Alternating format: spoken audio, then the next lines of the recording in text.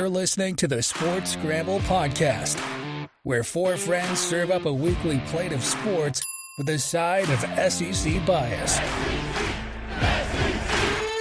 Now, here are your hosts, Chet, Jacob, Wade, and Tyler. Let's go!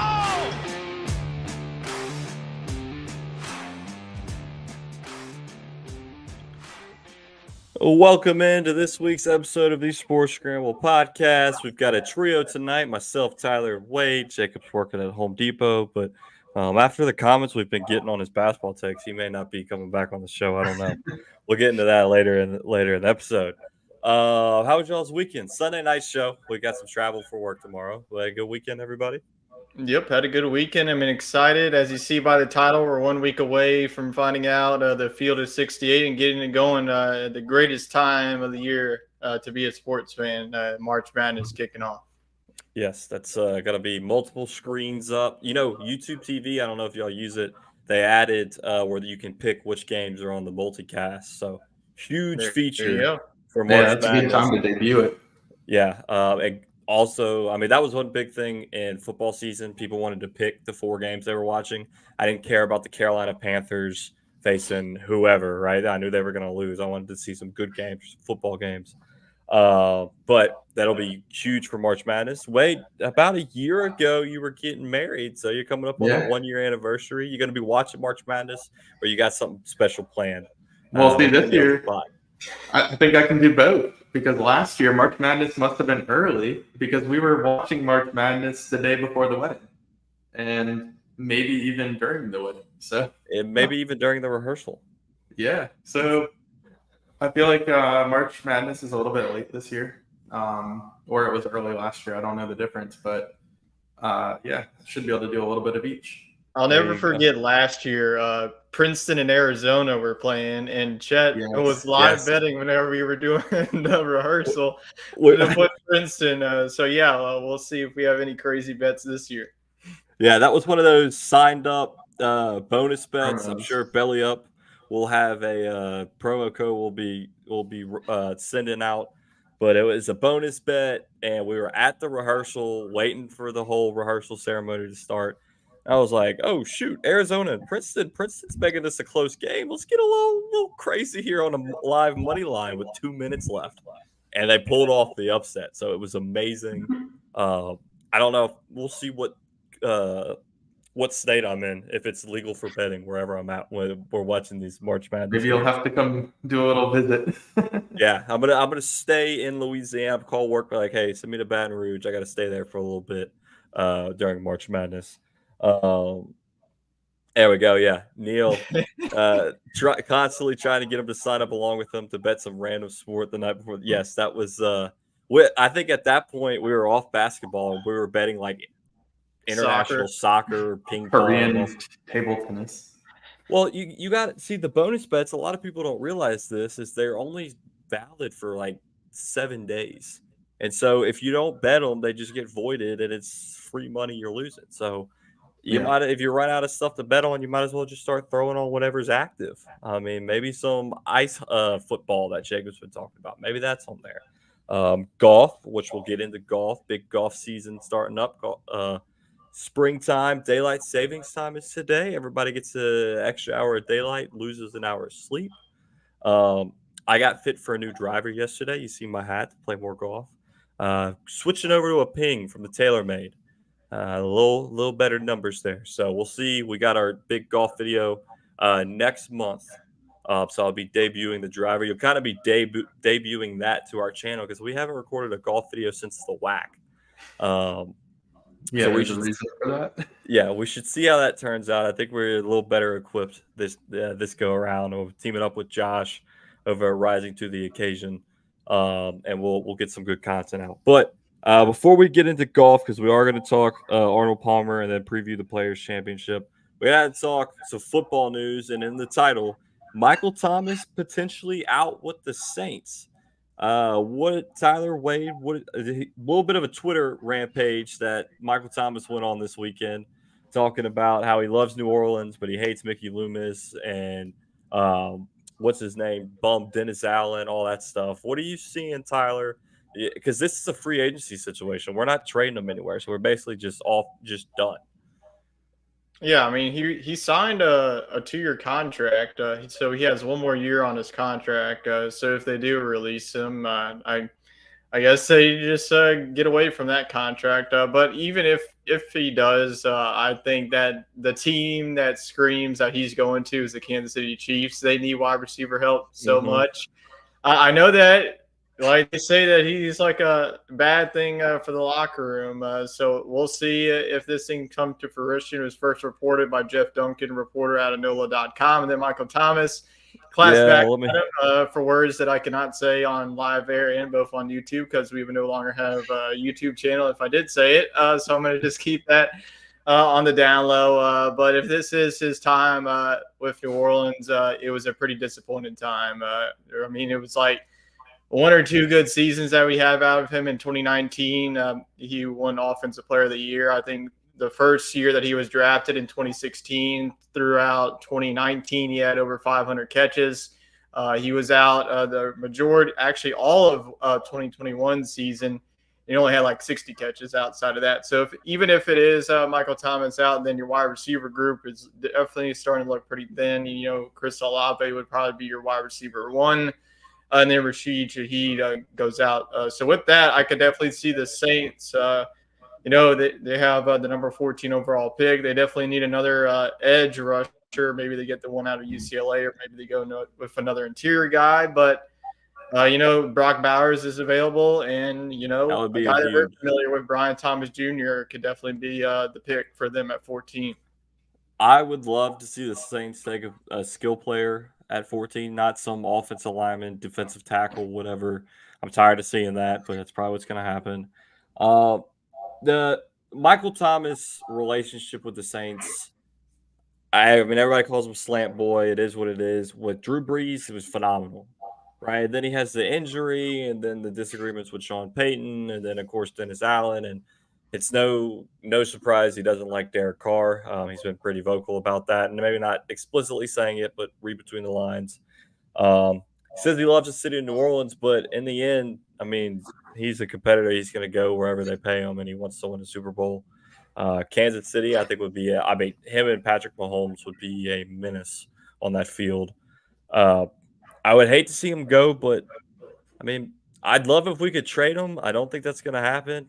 I think that possibility is kind of – that ship has sailed, right? So it just sucks, but maybe it's time to move on and look to the future. He's, almost 30 years old?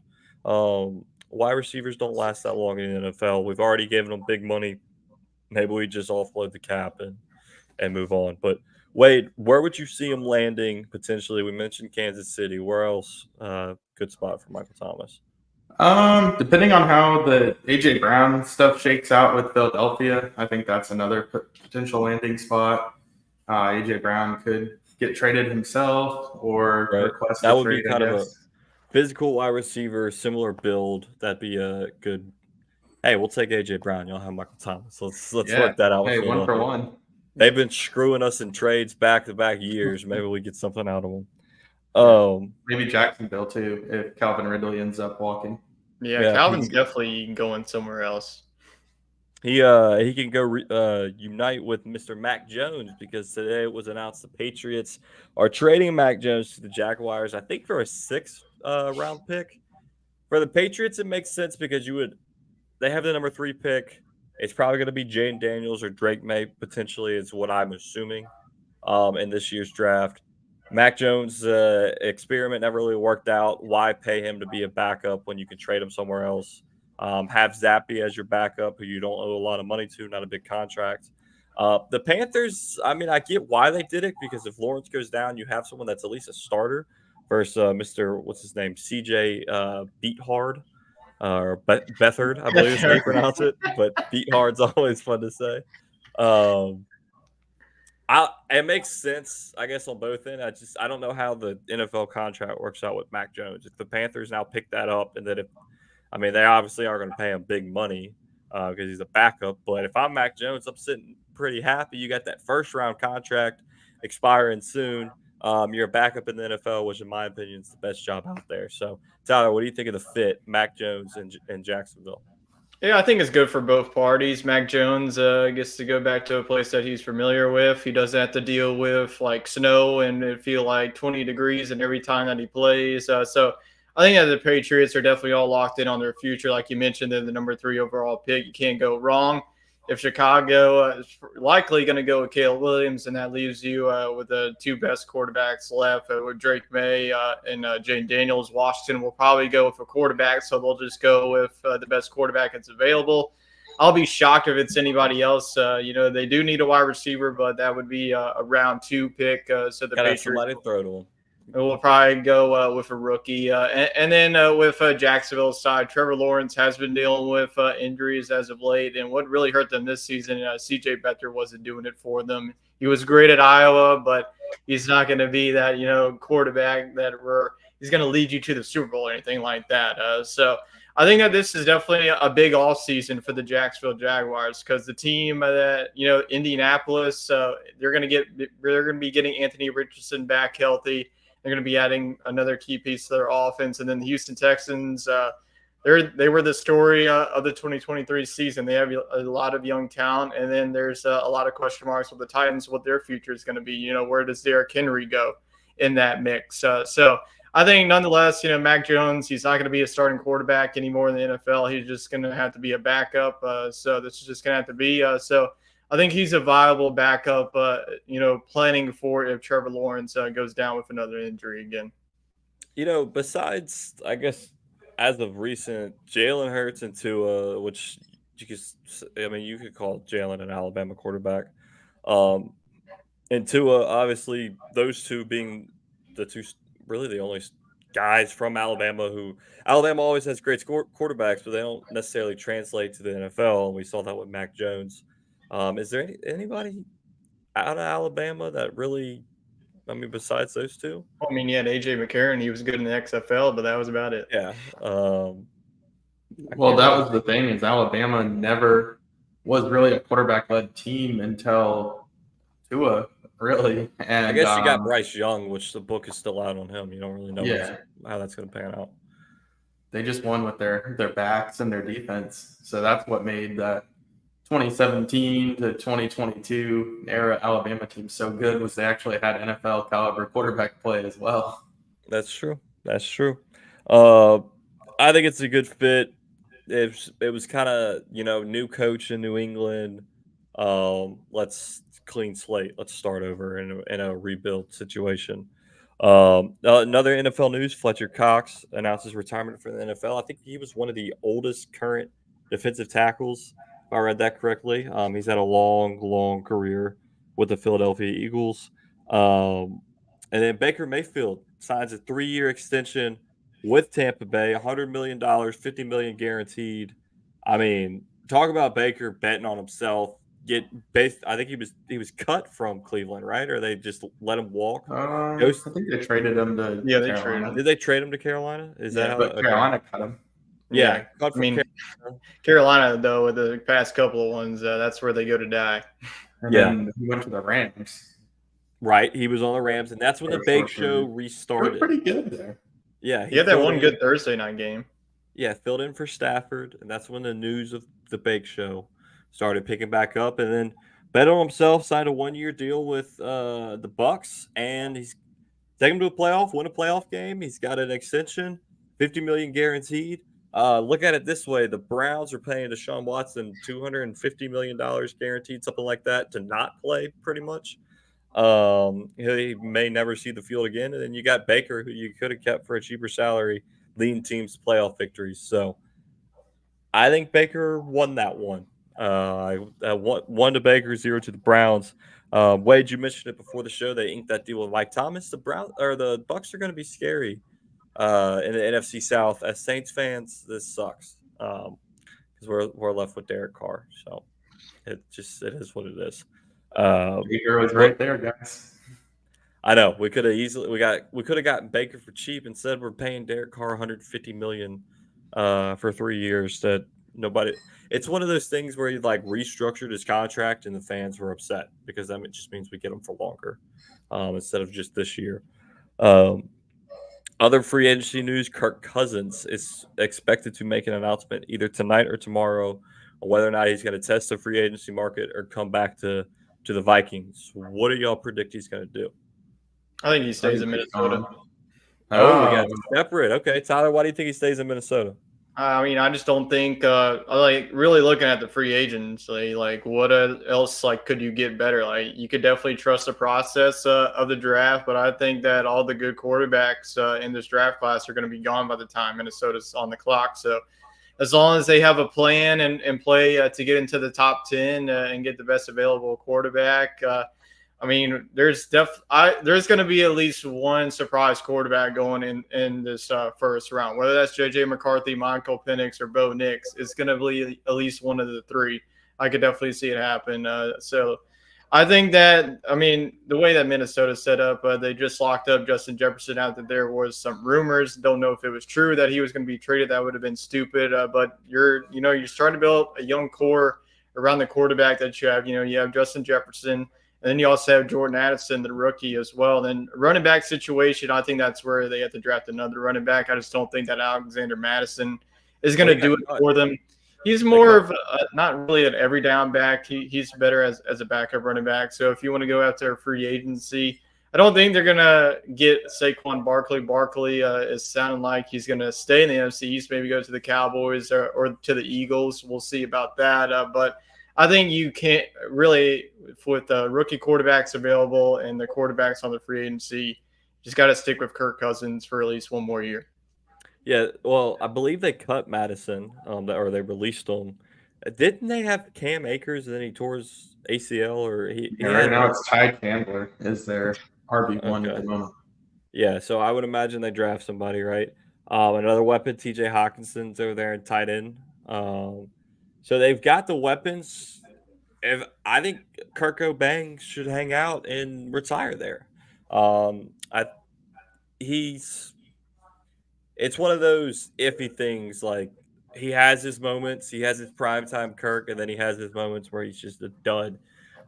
So I think Minnesota can continue to build around him. But Wade, why do you think he's gone and going to test the free agency market? I've just been hearing a lot of rumors about the Falcons feeling pretty confident in landing Kirk Cousins. Kirk Cousins has been really good for Minnesota, but people seem to pin some of their lack of, postseason or overall success on him. They say, oh, you have Justin Jefferson, you're underachieving.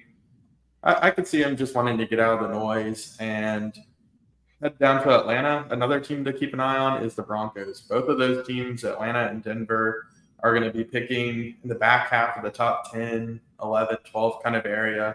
So they're probably going to miss out on the top three guys, and they might be in the market for a veteran guy. Both teams are trying to contend this year. Minnesota, I don't know what route they take.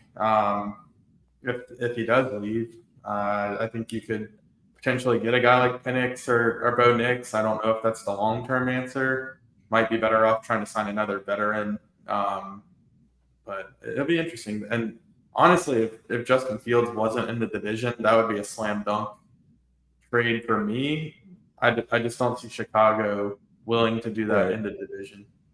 Yeah, you're not going to shoot yourself in the foot because that's going to have fuel to the fire there. You mentioned Chicago. They're planning to keep their number one pick. So expect a Justin Fields trade looming. The draft is a little over a month away, right? End of April?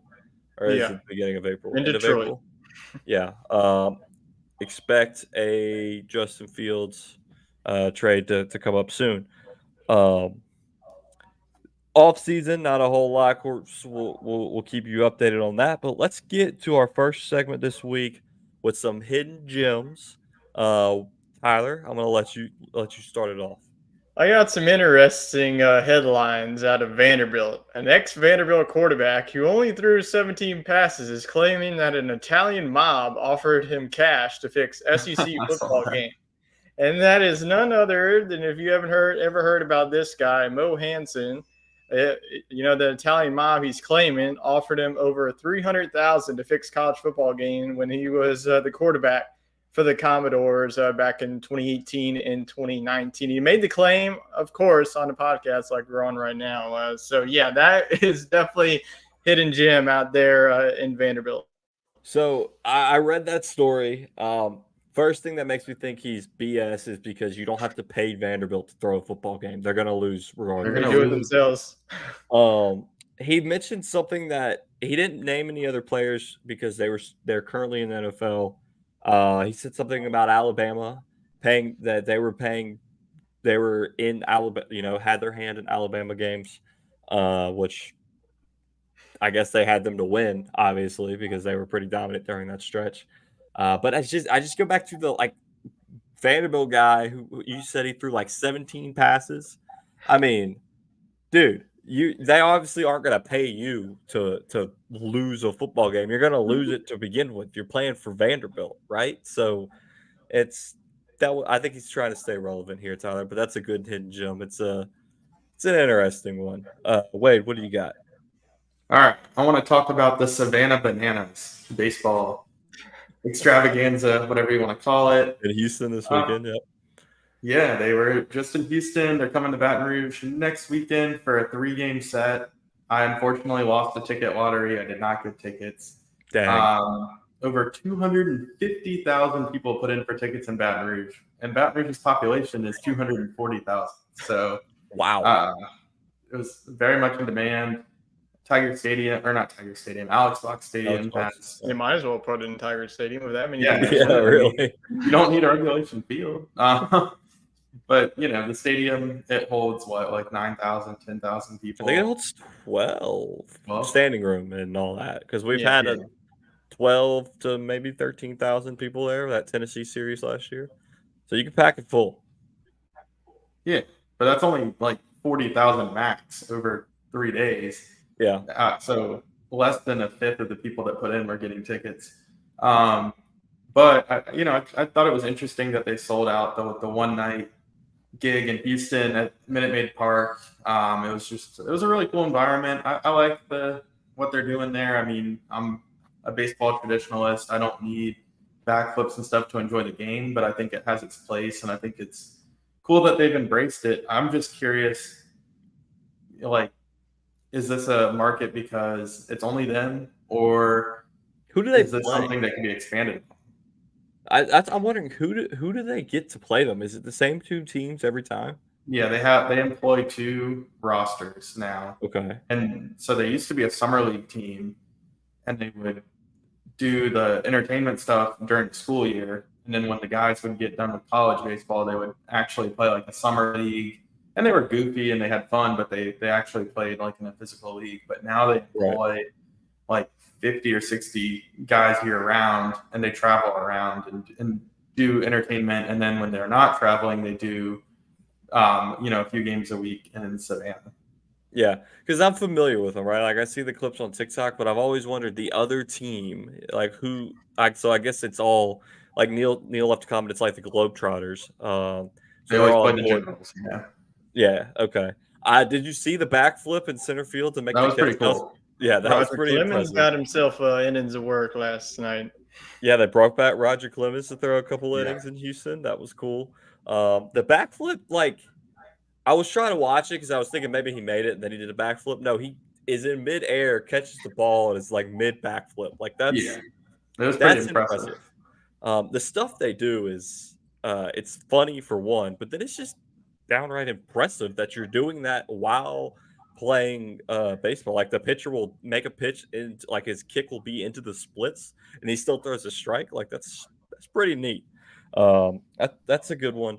Hopefully, Wade, maybe you can get some resale tickets to get the game. Maybe, but people are very greedy. You want off pure luck, and you got a $40 ticket, and you're trying to for $200. I'll have to pass. Yeah. Well, we'll see if we can't pull some strings to get you in there. My hidden gem. This happened last week, and it happened over in Saudi Arabia for the Saudi Arabian Soccer League, where Cristiano Ronaldo is now employed. Maybe he's making a lot of money. I don't remember his salary, but it's a lot. I think 300 million, something like that. 500 million. It's up there. I think it's 500 million a year for like a 3 year. Yeah, It's it's like something ridiculous. insane. It's like live but like triple. Yeah. So he's suspended from the game next week for a lewd gesture that he did to the fans and the officials. It started with "I can't hear you," and then to keep it as clean as possible, let's say his hand moved down to his private area, and he let the officials know where they could put their mouths. And that was not taken well by the Saudi Arabian League. As you can imagine, they're pretty strict on actions that you can do there. They only fined him the equivalent of like $5,000 US, but they suspended him. But I think Probably he's did just it like, nothing to him. yeah, he's just like, whatever. You're already paying me. Whatever, I'll do it $5 million again. Yeah. But yeah, it was pretty funny. And so I couldn't find video of it actually happening. Like I scoured the internet and they had this stuff erased because I obviously don't want to be embarrassed. But I read an article where they painted the picture for you very nicely. So that's if you're interested to see what he did, see if you can find it and send it over to me. But that's my hidden gem. Wade, you talked about baseball, so let's get to some college baseball. LSU went 2-1 on the weekend. They dropped the Sunday game to Xavier. Hitting was a little iffy. I was looking around the league, and you had a bunch of teams drop a game. Florida dropped a game to St. Mary's. Right, that's who they played. Tyler, St. Mary's is that? Yeah, they still won the series though. Yeah, they won the They series. almost lost the first game. Yeah, they went into extra innings in the first game, lost the second game, and then came back pretty handily to win today. Yesterday, the New Mexico UNLV game ended with New Mexico 31, UNLV 15. The comment on the Twitter post was UNLV should stop kicking field goals and actually try to score a touchdown. That's how high scoring that game was. Miami upset 15 Virginia, took the series over them. Tyler, you got an update on Duke Wake Forest? They still playing? Just went final Duke with the series win over the #1 team, 10-8. Wow. Opening weekend, or not? I guess not. Yeah, that's opening ACC. Was it an ACC series? Because I think sometimes they play an extra one to ensure they play all their in-state schools.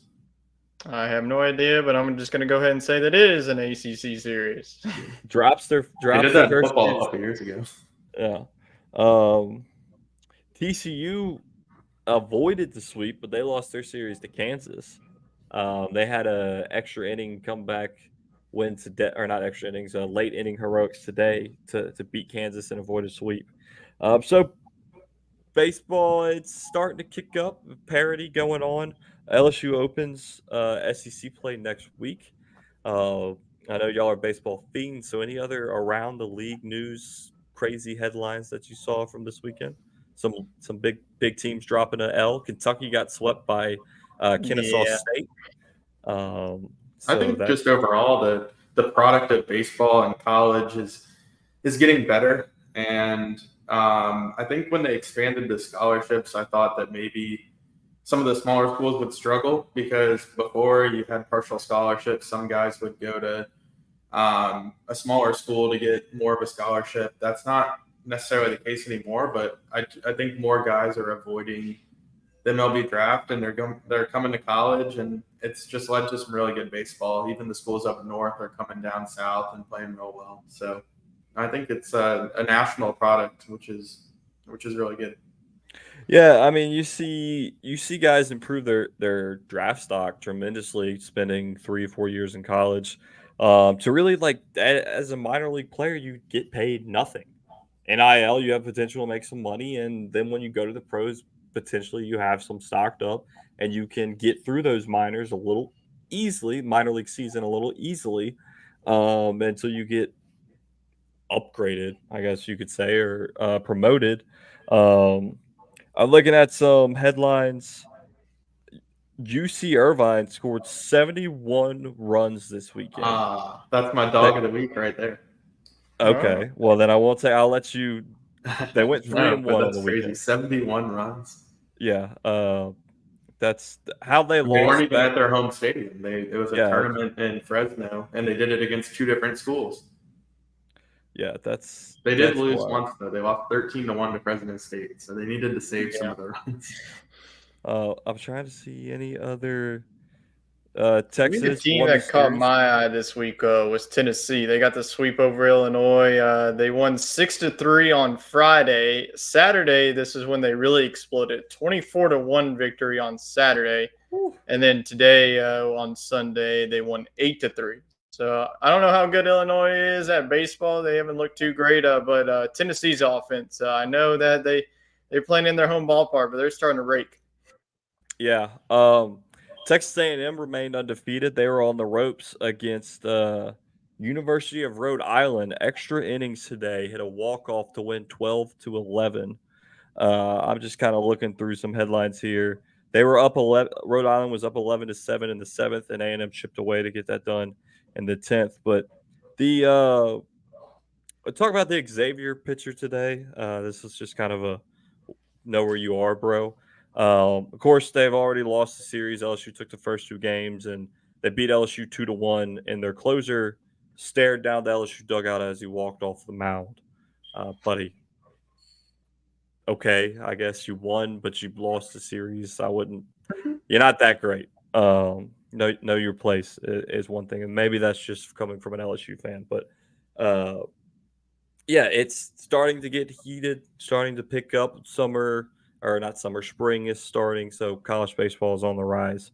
I kind of took your dog of the week, Wade, so let's go ahead and just get into dog of the week, and I'll let you explain Mr. UC Irvine a little more.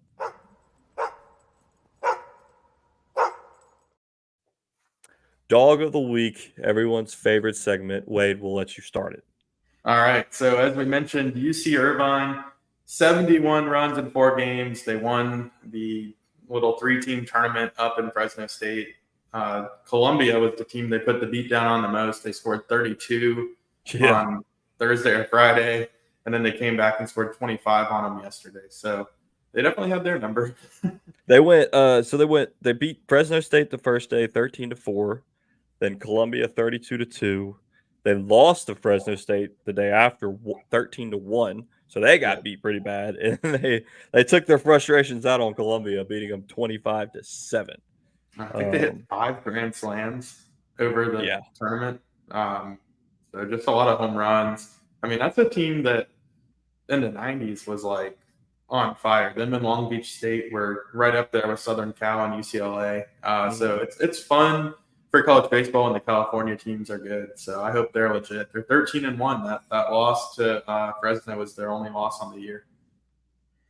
Yeah, that's pretty impressive. And of course, scoring 71 runs. So, Tyler, what do you got for us? I have to keep my eye on the Anteaters. They might be a sneaky 3. They made a cool nickname. I mean, come on, Anteaters. The 3 seed to pull off an upset, maybe win a regional. But I'll stick it with college baseball. I'm going to go with Kyle DeBarge of the Raging Cajuns. He was down to his final strike, and then boom, hit a 3-run walk-off home run to win the series against Tulane. Honorable mention, though, is the LSU softball team. They're the only undefeated team in D1 softball, and they got a big one coming up on Tuesday morning. I don't know who scheduled it at 11 a.m. That's sinful, but they face off against the number 1 team in land, Texas.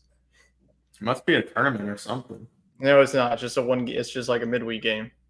You're telling me and LSU's on spring break. Yeah, what the heck? What is this schedule? Number 3. They're ranked number 3 right now. So you got the number 1 and the number 3 team in the country playing a game at 11 a.m. on Tuesday. What is this? It's screwed up. Where's it at? Is it in Baton Rouge or is it in Texas? Yep, it's Baton Rouge. What the heck? What? That's we got one from Neil here. Neil's dog of the week. He attended a rodeo this weekend. Creek Young. Riding an impressive 89. Yeah, especially if you're a bull rider.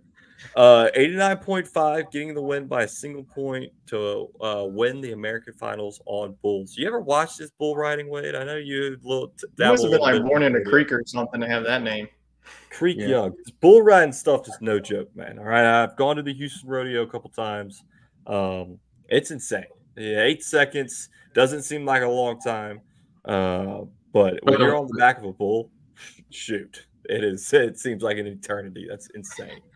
I could never do it. But the event Neil's describing, he explained this to me a little bit off the air, is so obviously the bull is an animal, right? And there's a degree of variability there because the animal could be high-tempered or low-tempered or not care at all at what they're doing. So these guys try to find the most pissed-off bull they can because 50% of the score is how the animal responds. So they want these guys fighting mad so that they can max out. So Neil says that usually 90 is about as high as it gets because you lose 10 or so points based off the bull. So that thing was bucking for him to be able to get an 89.5. So a little unknown to maybe people that don't watch the rodeo. They take a rope and they tie it to the bull's undercarriage, and they're pulling on it, and they're getting that sucker riled up because like you said, the more it bucks, the better their score is going to be. So I've seen a couple duds where they get on the bull and it's just like the rope falls off, and they're just like, nope, we're not doing it today. And then, of course, you have the rodeo clown where the guy gets thrown off the bull. He takes off running, jumps over the fence. And then you got the three clowns come out, and they're trying to corral the bull. And last year, I watched a guy get pile driven by a bull. I mean, the bull was pissed. Who wouldn't be pissed if you got a rope tied around your nuts and somebody's on your back trying to get you to ride it? He takes off running at this rodeo clown, head down, lifts him up, throws him in the air. He goes over the back of him, and then he goes to like dive, like the bull goes to pin him down, and the other clowns got in the way and like pushed him out. And I mean, it was a scene. I'll give you that. It was pretty wild. So my dog of the week goes into golf. It was Rory McIlroy was on the broadcast last week after he wrapped up, and he said if Scottie Scheffler should switch from a blade putter to a mallet putter. Just trust me, bro. Well, he did. He switched from his Scotty Cameron to a TaylorMade mallet putter, which I might add is the same putter I use. My putting's not as good as Scotty's, though. Scotty on the season from 5 to 10 foot range was 50% putts. I mean, he was DFL for the PGA Tour. Terrible. I mean, he's like first in strokes gained off the tee and to the green. I mean, he's an amazing player. Couldn't make a putt. At this weekend's Arnold Palmer Invitational, 100% on those range of putts. He ended up winning the tournament by 5 strokes. Scottie Scheffler's back, baby. He's going to be a force to be reckoned with this coming week at the Players Championship, a couple weeks at the Masters. If he's got his confidence back, I don't think anybody else is beating him. And that kind of gets into the segue of the segment I want to talk about with the golf starting up. Tyler mentioned favorite week of the year, Players Championship. That's when he starts to watch golf. This weekend was Arnold Palmer, which I just said Scotty won by 5 strokes with Wyndham Clark, Shane Lowry, and Willie Z, Tyler's boy Willie Z, finishing just behind him. But Bay Hill, it was a testament to, I mean, Scotty shot like 6 unders today, and I think the closest behind him was 1 under. I mean, it was just, the field was all over the place. But we're moving on to TPC Sawgrass, which I think Futch has played. Didn't he play it when he was in Florida last time? I thought he was supposed to. I think he tried to, but it got rained out. Yeah. I think he played PGA National. He couldn't play Sawgrass. But we're going to give our picks for the Players Championship. Scottie Scheffler won it last year, and we're going to give our favorites and our long shots. And the long shot has to be above plus 4,000 odds over on our DraftKings. I'm going, my favorite for the week, Tyler and Wade, is going to be Scottie Scheffler at plus 600. Kind of obvious. He's my dog of the week. If he continues to make putts, I don't think anybody will catch him, period. He's going to run away with it. He won by 5 strokes last year. I'm picking him to go back-to-back. Scottie Scheffler. Easy money, top 10. It's almost guaranteed money, top 10, if you want to put him in a top 10 parlay. But Scottie to win it at plus 600 is my pick. Tyler, who do you got winning the Players Championship? Yeah, I'm going to give it a crack at it. This guy's at plus 2,500. This is a guy that Chet and I are quite familiar with on the betting world. But you know what? 3 times the charm. Max Homa is going to take it home this weekend. His past 2 years, he's gone top 13 in 2022. Last year, top 6. That was before in 2021. He missed the cut. If you think that I'm getting this information from my head, I'm not. I'm actually getting it from a golf website. So that's where my research is coming from. But he's playing really well right now, coming off of a top 10 at the Palmer Invitational, number 8 player in the world. So I think that Max Homa gets it done. He's going to win it when I don't bet on him. So Max Homa at plus 2,500, give me him to win it this week to build some momentum towards the Masters.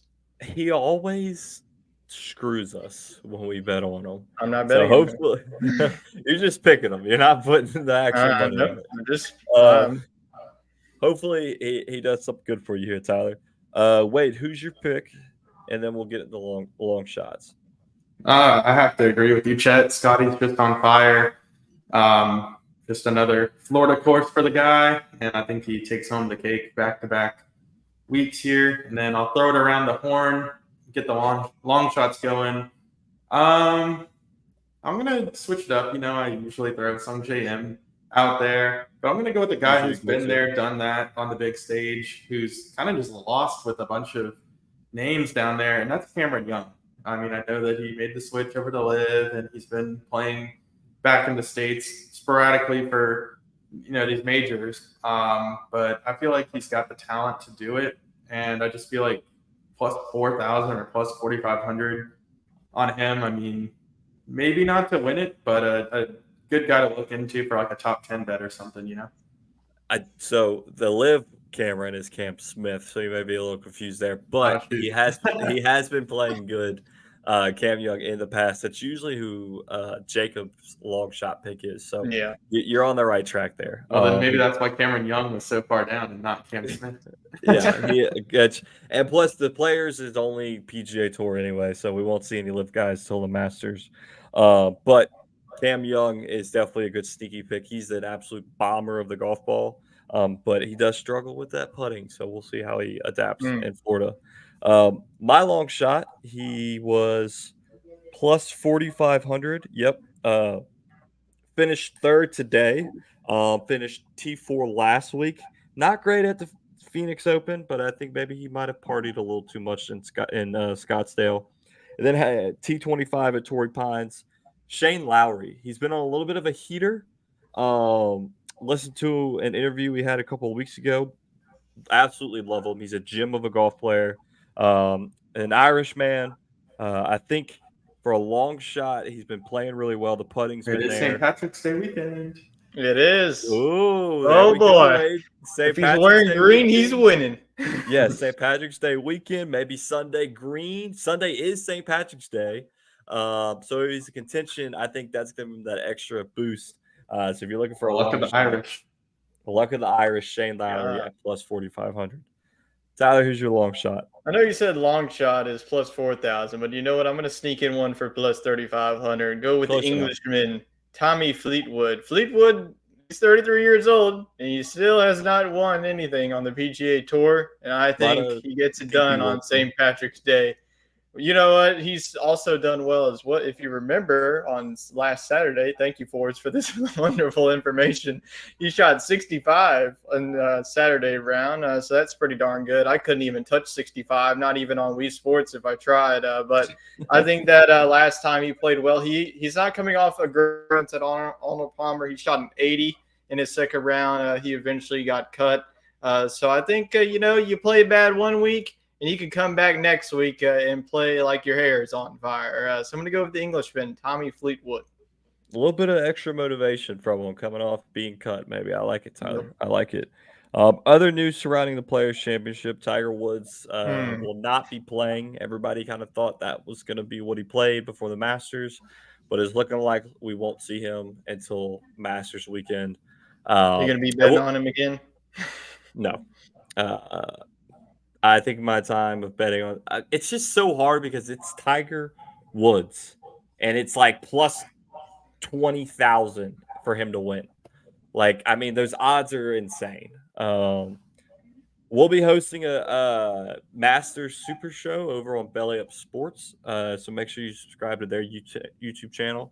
Most likely the day before it starts on Wednesday, maybe Wednesday or Tuesday, we'll get that out there. But we'll be watching the Players Championship this week. I'm definitely tuning into golf a little bit more now that we're getting some of the designated events, more top guys playing. Full Swing came out. Tyler, you said you were through episode 1. I'm on like episode 4. The first 2 episodes, spoiler alert, is all about the Live PGA merger, so it's a little hard to watch. But then you get more into the player's story as you go on. So better episodes to come, Tyler. But yeah, golf full swing, no pun intended. I've got a new driver, so I'm looking to go low once we get on out to Dallas. But last thing we're going to talk about, March Madness Selection Sunday, a week from today.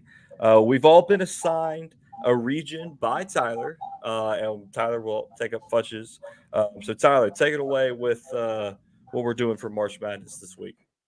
Well, before I get into that, we got some tickets already punched into the big dance. I'll go ahead and read them off. Longwood wins the Big South. Stetson, this is their first time. They got a big victory today over Austin P at home to win the ASUN. Drake wins the MVC to steal a bid over Indiana State. I think that knocks out Indiana State completely. They were number one. They had the big white guy.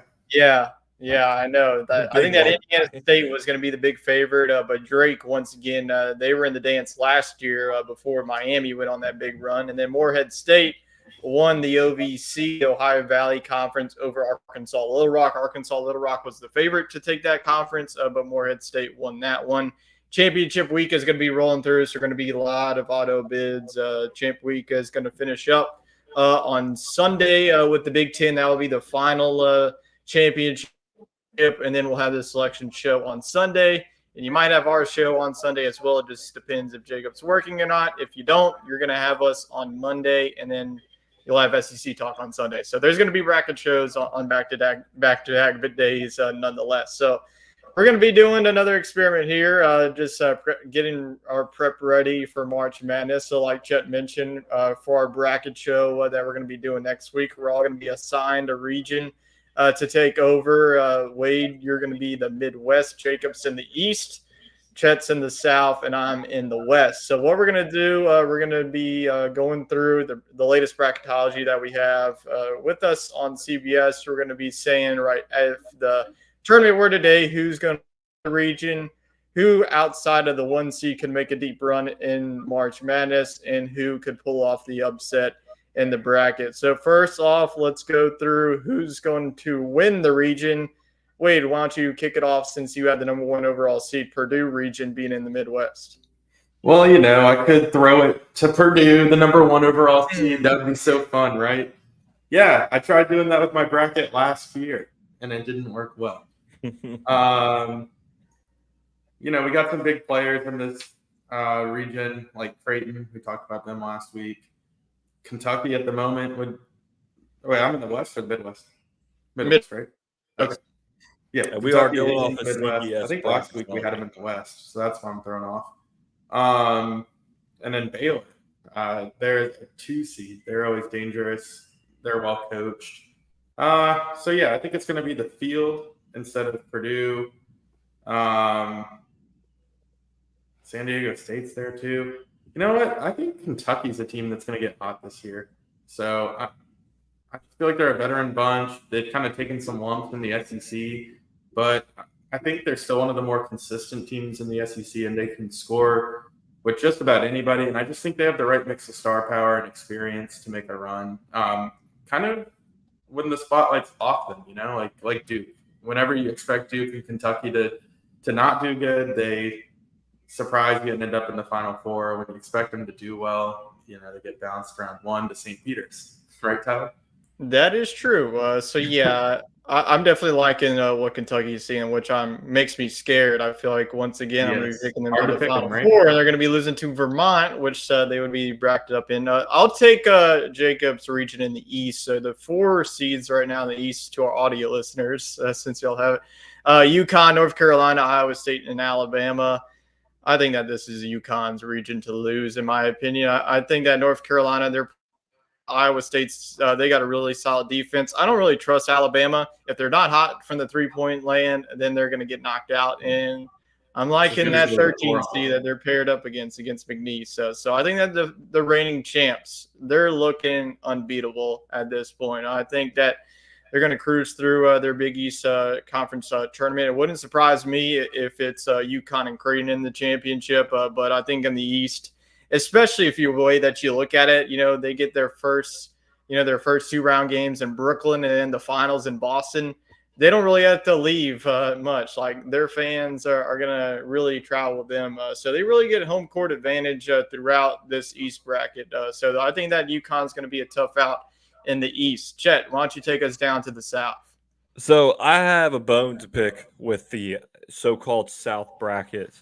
The 4 areas that these games are played in: Memphis, okay, you could call that the South. Spokane, Washington. Oh yeah, that's real southern Canada. Brooklyn, New York, and Indianapolis. Yikes! Indiana. Like, how is that the South?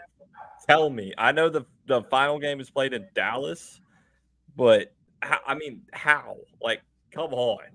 I think that they try to get the 1 and the 2 seed close to home in each one, and then other than that, it's just a crapshoot. Yeah, I mean, like the West plays in Charlotte. I mean, that's more South than Spokane, Washington. Like, you could, it would have no effect on how the bracket would shake out. You could switch the first round sites, I feel like.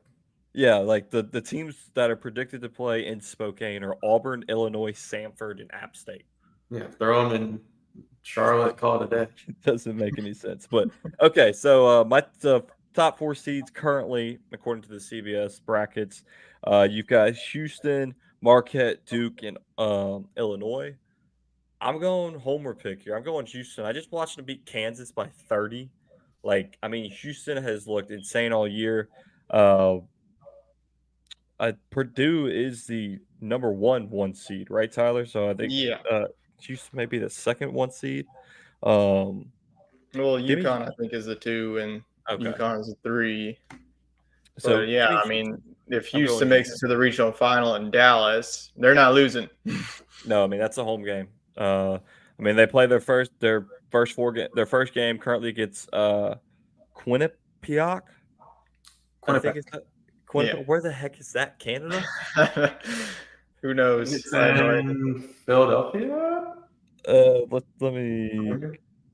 The Quinnipiac just beat the St. Peter's Peacocks. They beat the. Okay, fine. So I don't have to deal with the Peacocks ever again. They play in the MAC, the MAAC. The MAC. Yeah, it's like the Mid-Atlantic.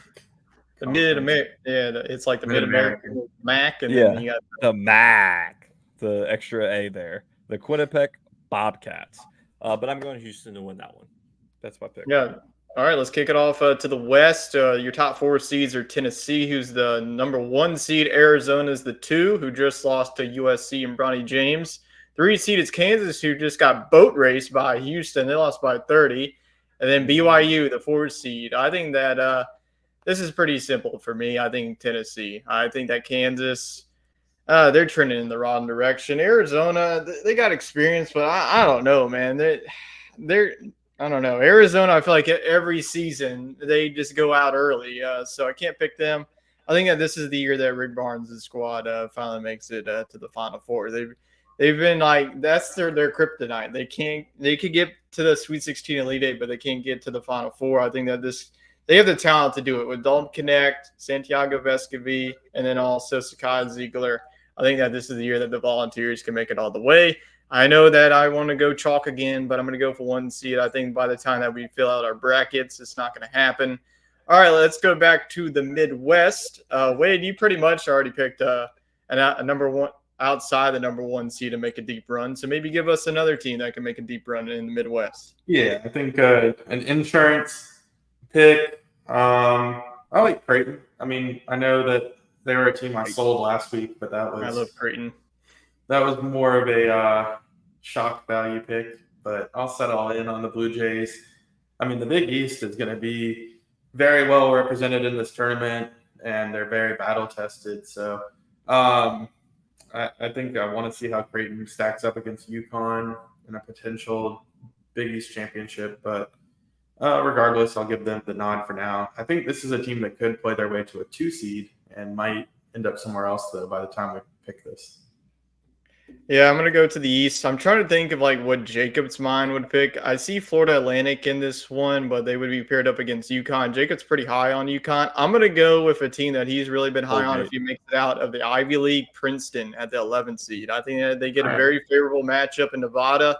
Then they get 3 seed Iowa State with that defense. I think that Princeton has some shooters. So as long as they make it out of the Ivy League, I think that Jacob – if they put him in the East, I think that Jacob's going to have Princeton in the Sweet 16. I'm not kidding you. He's going to be doing it. So I'm going to go with Princeton for Jacob to make a deep run. How about you, Chet? Outside of Houston, what team can make some noise in the South? I also bet you Jacob picks Colgate. If he picks the fine toothpaste against UNC, then he's going to get more comments. He's getting another rude comment from a fan. Yeah, he can't go against the Boilermakers ever again. So from the South, the Duke seems like an easy pick. I'm gonna go Auburn. I mean, Bruce Pearl had the Tigers going earlier in the season. They kind of fell off there towards the end. They got beat pretty bad by Kentucky a few weeks ago, but they're a good tournament team. They were an Elite 8 finisher last year, right? Or did they make it to the Final Four? I think they got beat in the second round, honestly. Did they? Okay, a couple of years, yeah.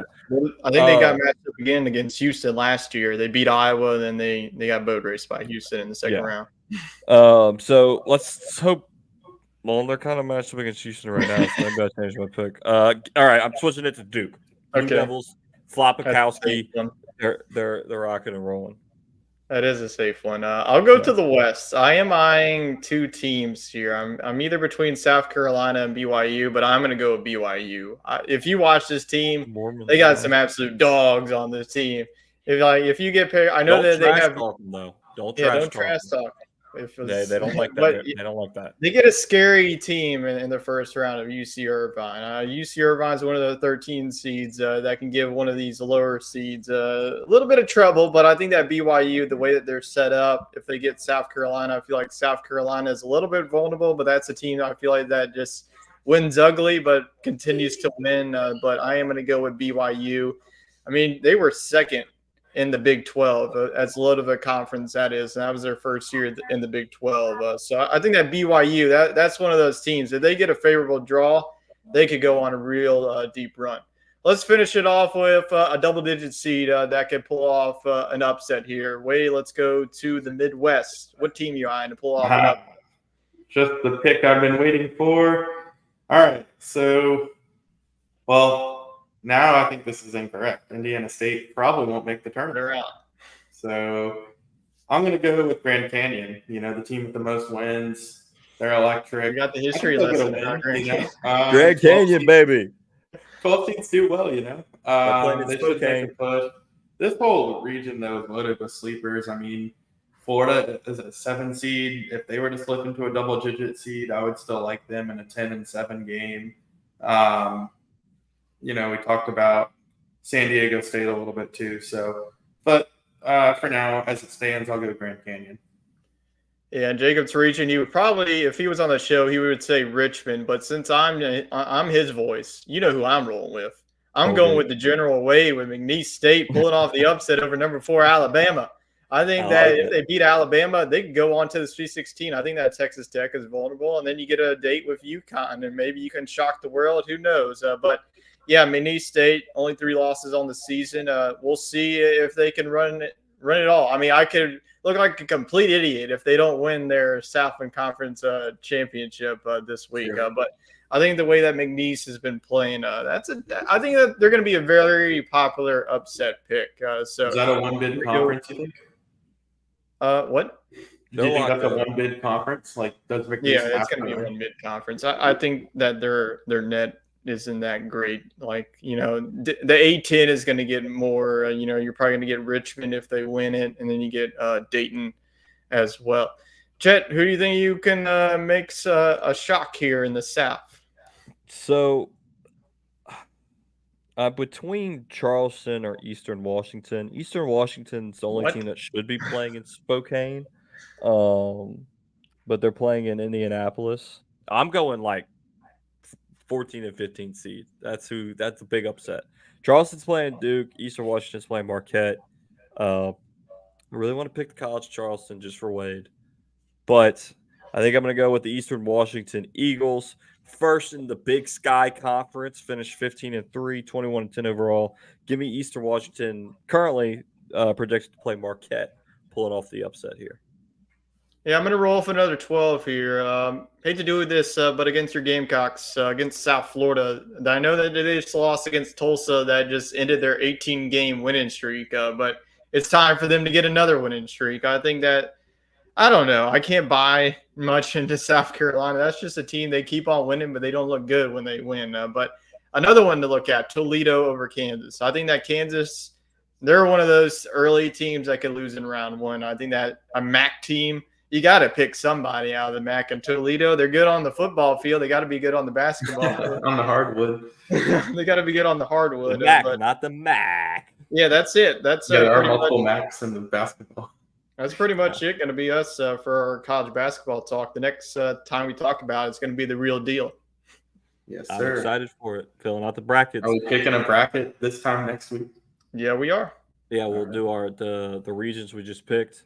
And then Belly Up's doing a little bracketology competition. So I'll send y'all the link. We'll get on that action as well. And we'll have, of course, our ESPN bracket little league that we do every year. And we'll open it up to the listeners. We'll post that on Twitter if anybody wants to join. Last bit of news in NASCAR. I got the NASCAR Neil update straight from the rodeo. NASCAR wraps up their shorter West Coast swing in Phoenix. Lots of talk going into the weekend with the updated short track package with a simplified diffuser. Ty Gibbs jumps out to an early lead, but is ultimately passed late in the stage by Tyler Reddick. Christopher Bell marches his way up and wins stage 2. And stage 3 is full of cautions, taking out a few big names such as Logano and LaJoy, who ends his 44-race no DNF streak. Bell, after being mired in the mixed in the back early in the run, marches up front, setting up a Gibbs 1-2-3 50 to go all using different strategies. Bell takes the lead when Truex has to pit and maintains it, and this is a big move for him as he made appearances in the championship 4 of the last 2 years, where we crown the champion. Other notable top finishers are Brad Kay in 4th after getting caught in wrecks a lot earlier this season, along with Blaney and Chastain finishing 5th and 6th after Chastain won here last year, and Blaney in 2nd to win the championship. So thank you, NASCAR Neil. Gentlemen, I think that's all I've got on my list. Any other sports headlines to throw out? Nope. That's all I got. All right. Well, appreciate everybody watching. Make sure you hit that subscribe button, follow button, all the buttons, like, comment, you know the deal. Tyler, you got a bracketology video coming out Thursday, or we're going to wait for the selection show? We're going to do a double dipper this week. I have one out on Tuesday and Thursday since they'll be putting out every day. So we'll have 2 more bracketologies, and then we'll, like I mentioned, the SEC Talk one will probably just be on our SEC Talk on Facebook. Don't want to have 2 duplicate shows running back-to-back days. So the Sports Scramble one that we do, though, will be here on our YouTube page. So turn on those post notifications. That way you know when we go live. Ding. Appreciate you all watching, and we hope you have a wonderful week. We'll catch you next time.